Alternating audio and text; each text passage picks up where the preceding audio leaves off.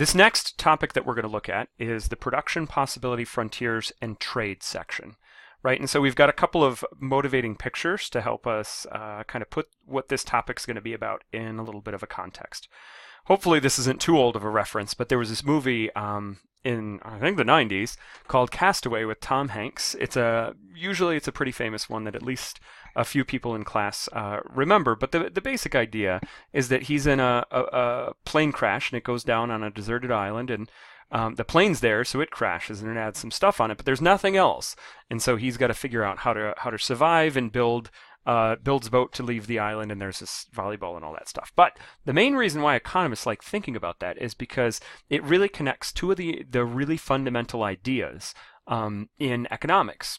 It is the story of consumption and production, right? So when Tom Hanks is on this island and there's nothing else, if he wanted something, if he wanted to consume anything, food, shelter, entertainment, any of that, he didn't have it available. He had to go out and first produce it, right? And so there's definitely this, these are two twin pillars of the story. Things being produced and things being consumed. In the deserted island example, consumption and production happen in the same individual, right? But yeah, that's not how most things act. Look around whatever room you're in right now, take a quick glance around and think about how many things in there you produced.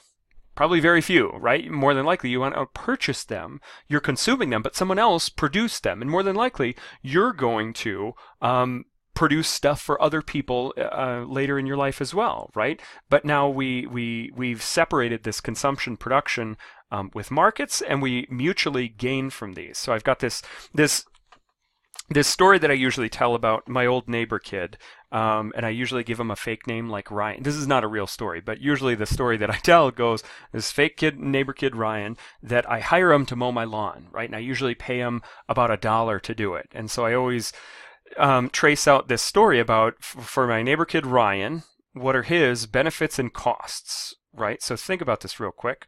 What would Ryan's costs and benefits be of him mowing my lawn? Right? Well, the benefit that he gains out of mowing my lawn is the $1 I pay him. But what's his cost? Did he have to give anything up? Sure he did, right? He had to give up about an hour of his time. But the question is, what's the value that he places on 1 hour of his time? He, because he's just a little 8-year-old, doesn't value it that much, right? So he'd be playing video games or something like that. He'd be willing to mow my lawn for 50 cents because that's the tipping point where the benefits would outweigh the cost. Whereas for me, what is the benefits and the cost of me mowing my lawn? Well, the benefits are I'd get a mowed lawn, right? But what's my cost? Well, if I did it myself, I would have to give up my time, which the value of my time is a little bit higher than this kid's. So instead of me giving up my own time, instead, I could give up the $1 that I pay Ryan. And I'm better off and he's better off, and we have these mutual gains from engaging in trade rather than each of us doing our production and consumption all for ourselves. Right? And so we also tell the story about things changing. So this is a textile mill in North Carolina, a place that used to do a whole lot of textile production, but in the last 40, 50 years, a lot of that production has moved to other places that have lower cost wages. Other things are happening in North Carolina, but textile production isn't nearly as large and significant as what it was a few decades ago. Right? And so these, we're going to tell a story about producing things and trading things, but it's also very much not a static story, but a dynamic story where things can change through time. We're going to start with the most basic concept of the production possibility frontier. I'm going to call it the PPF. If you do look for other sources, like your textbook even, I think they refer to it as a PPC, but we're all talking about the same thing, right? We've got this nice little definition of it. A production possibility frontier is all the maximum combinations of output that can be produced by an economy with given technology and available resources. So there's a couple of things in there that I want to parse out, right? A production possibility frontier. It's a story about output, right? So we're thinking about how much, we're thinking about the total things that are produced. And it's not just being able to produce some stuff, but it's really if we were running on all cylinders, if we were maximally using all of our resources, our time, talent, and energy to produce stuff, we could do a lot of different things, right? That was something we alluded to in the last topic, that there's a lot of different things that an economy could produce. So what are all those different combinations of what an economy could produce if they were running on all cylinders and producing the maximum amount of output based on their production? With two things, given their technology and given their resources. We're going to define technology in a very specific way in a second. And our resources, those are the things that you have available that you use productively. And we're more formally going to define those in a second.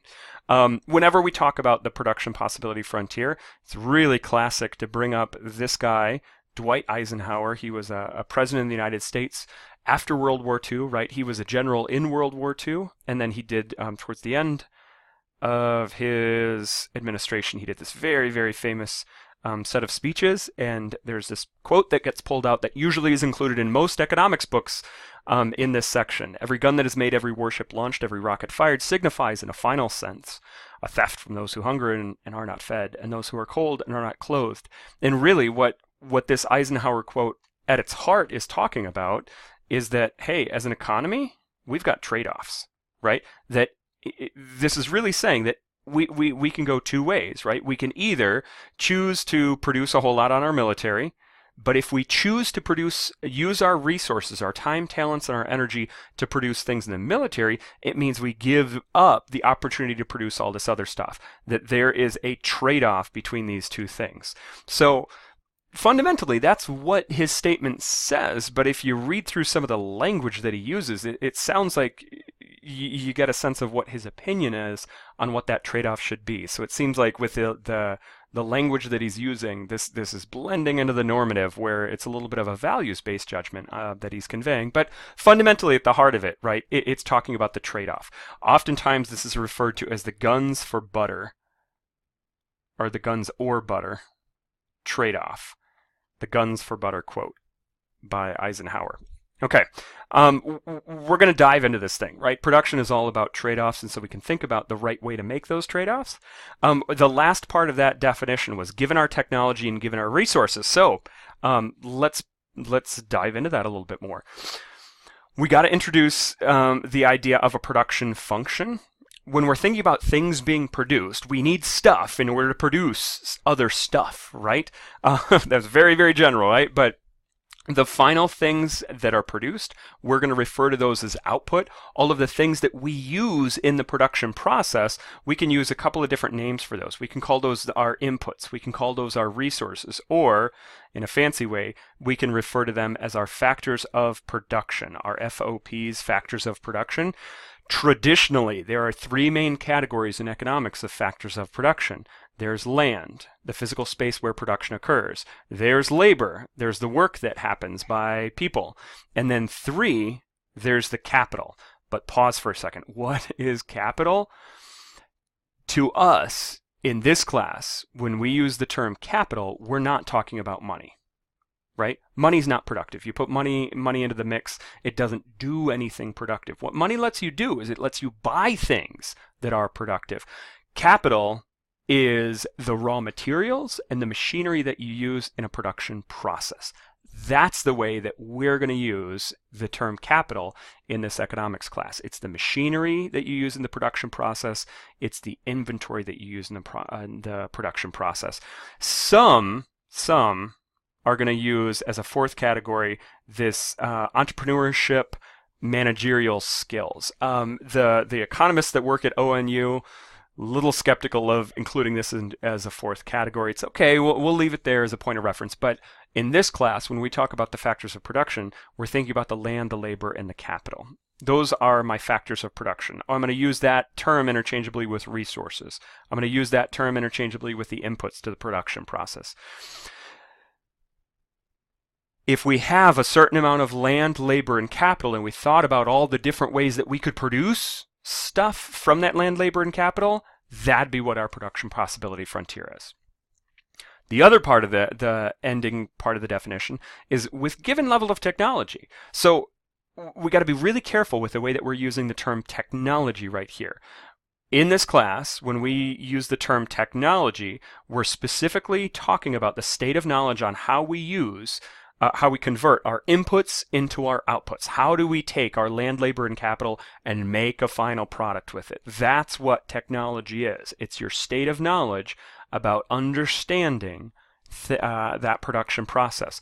If I wanted to, I could even say this is productive or production technology with given production technology. And so what we can say is that when there's a technological advance, that's really an increase in the state of knowledge about how we combine inputs into outputs.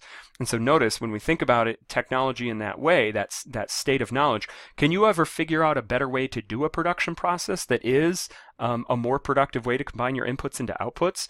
Can you sell that technology, that knowledge to other people? Sure you can, right? But that's specifically what we're talking about when we say the word technology here. What we don't mean, we do not mean quality. So make sure there's a difference in your mind between technology and quality. Some of the classic ways we can think about a PPF. We can think about an individual farmer choosing how much to produce, right? So we've got, in your mind, put a farmer there with a given amount of land and a given amount of labor, either his own or that he hires, and a given amount of capital. Remember, what's capital again for a farmer? Think about what all the different examples of capital would be for a farmer who's either going to use his land, labor, and capital to produce corn or soybeans. What would capital represent?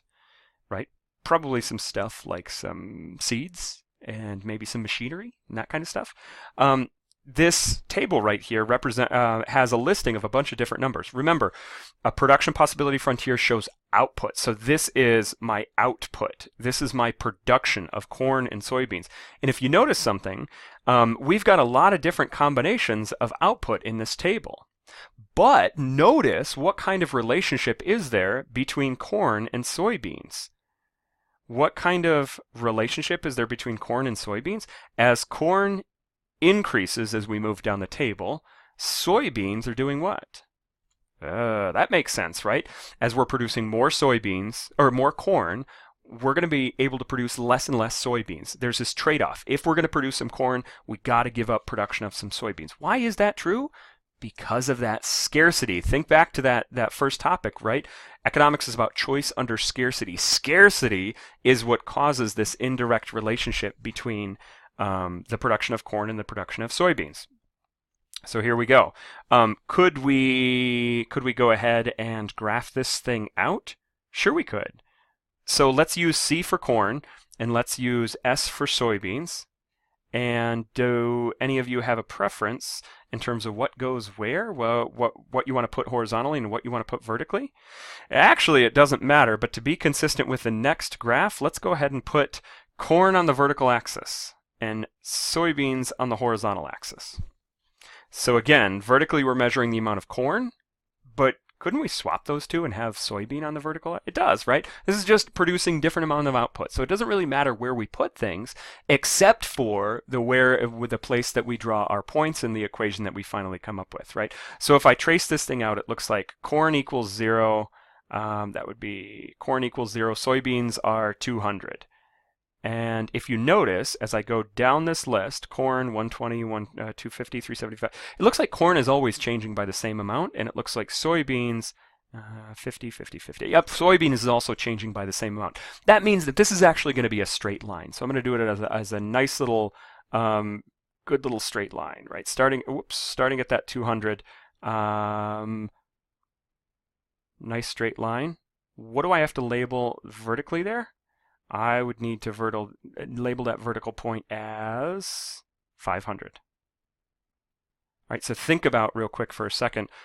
In everyday language, what does that vertical point represent? And in everyday language, what does that horizontal point represent? Right? It seems like they're representing, if that farmer with his given amount of land, labor, and capital, right, if he's only producing corn, that vertical intercept represents how much corn he could produce. Or conversely, that horizontal uses all of his land, labor, and capital on producing soybeans. That's how much soybeans he could produce, right? So the intercepts are useful there. Could we come up with an equation to describe this? We're almost there, right? Again, think about, we've got this this basic straight line, so it's like a y equals mx plus b format, except instead of having y, what are we measuring vertically? We're measuring the amount of corn, and instead of x horizontally, we're measuring s. B is the value of the vertical intercept, which we already, with the way that we graphed it, is 500. So what are we left with? We're missing that m. And remember that the slope is equal to the change in the thing that we're measuring vertically divided by the change, the thing that we're measuring horizontally, the change in the thing we're measuring horizontally. What are we measuring vertically? C. What are we measuring horizontally? S. So that the slope has to be the change in the thing we're measuring vertically, the corn. Actually, do we know from one line to the next, how much does corn change by? Let's see, it goes from 0 up to 125. That's a change of corn of 125. And then horizontally, the thing that we're measuring horizontally is S. As we move from one line to the next, what's the change in the amount of soybeans? It went from 200 down to 150. How much of a change is that? That's a change of negative 50. All right, so if we carry out that math, that slope is negative 2.5. So if I rewrite this, I'm going to give myself a little bit more room. Negative 2.5 equals C. This little equation right here describes this line, which represents the maximum combination of corn and soybean that this farmer could produce given his technology and given his resources. Right? That's the line that describes the production possibility frontier, and that's the equation that describes his production possibility frontier.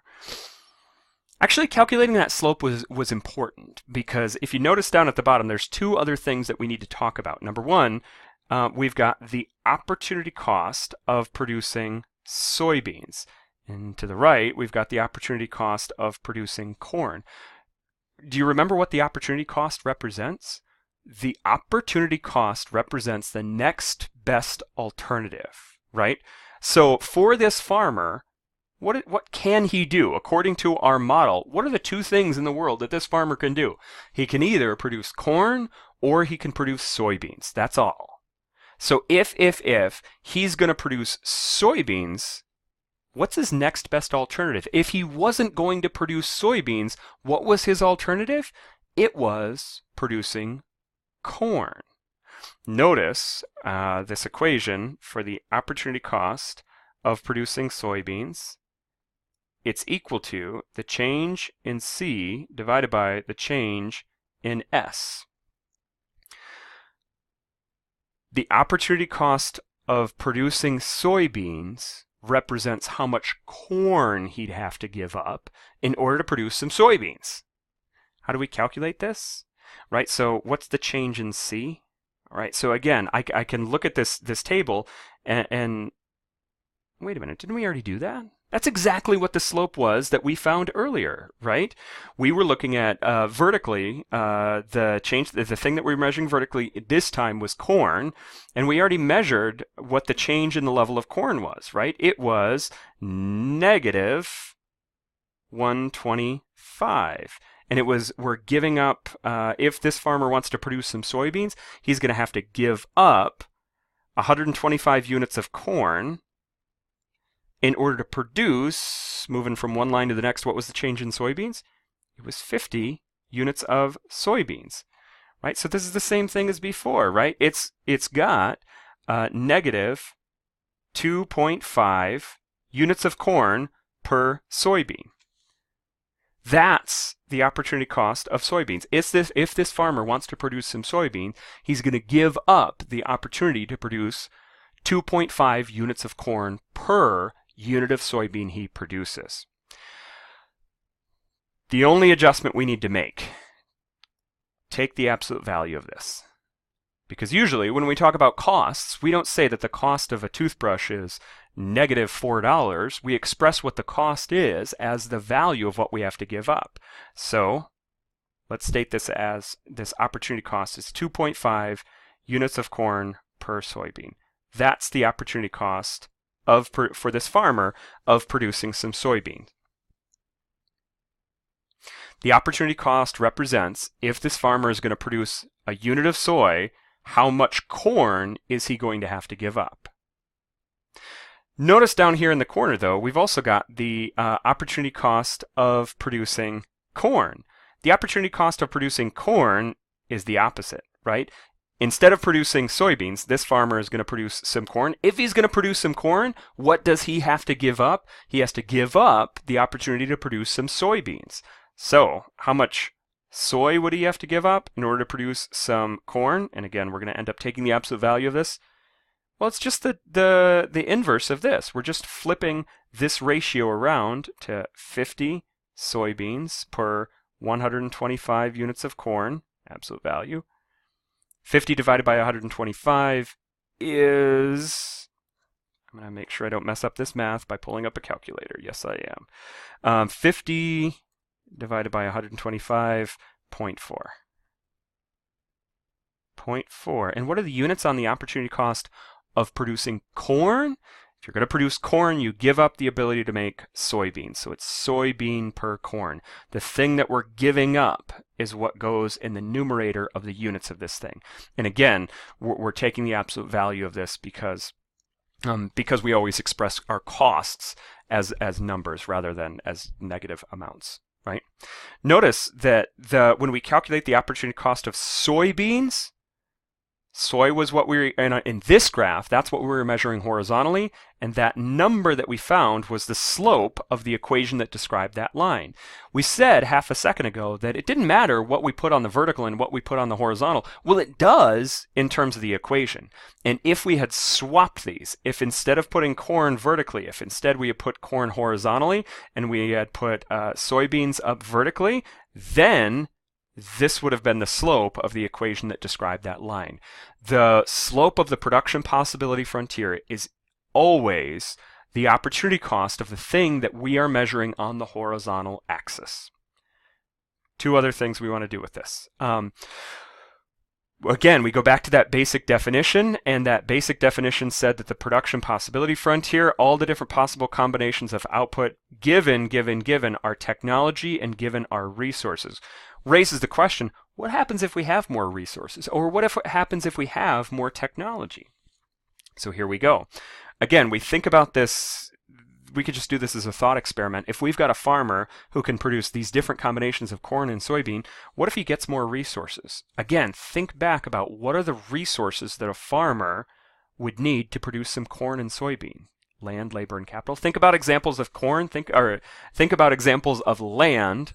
That's pretty straightforward. Think about examples of labor. That's pretty straightforward, but recognize that there's different ways we could measure the amount of labor that happens. And think about the different capital, the different examples of capital for producing corn or soybeans. Now, what if you double all those things? Give the farmer twice as much land, twice as many workers, twice as much inventory, twice as much machinery. What can he do? Well, again, just think about these intercepts that represent the total amount that he could produce if he was only producing corn or only producing soybean. Yeah, give him more resources, he can produce more corn, or he could produce more soybeans. So this production possibility frontier, when you have more resources, it's going to shift to the right, right? It's going to radiate out from the origin. It's going to get to a higher point. If we have more resources, but think about this for a second. How can a farmer get more resources? How could he get more land? How could he get more work? How could he get more capital? All those things are going to cost money. Is it worth it? That's a question, right? It's going to cost money for him to get more resources. But if he got more resources, the production possibility frontier would shift out from the origin. Alternatively, let's consider a technological advance. And again, this is the productive technology. So he's got an increase in technology in producing soybeans. Can you think of an example of an increase in the production of soybeans? Something that makes the production process better than it was. We can produce more with our given inputs. Right? So we've got some kind of change that increases the productive capacity of the inputs. But it only increases the productive capacity of the soybeans. What's going to happen? Think about the intercepts again. Remember, what does this vertical intercept represent? That represents if the farmer devotes all of his time, talent, and energy to producing corn. If he figures out a better way to make soybean, what happens to his production of corn if he's only producing corn? Nothing. That point doesn't change. However, right, think about the horizontal intercept.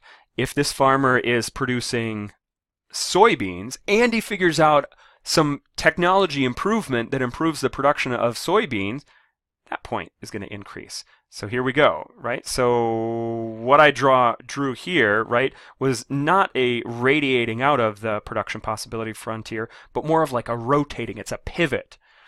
This is assuming that there's no technology spillover to the production of the other good. Think about the example that you responded with on what your technology increase in the production of soybeans was.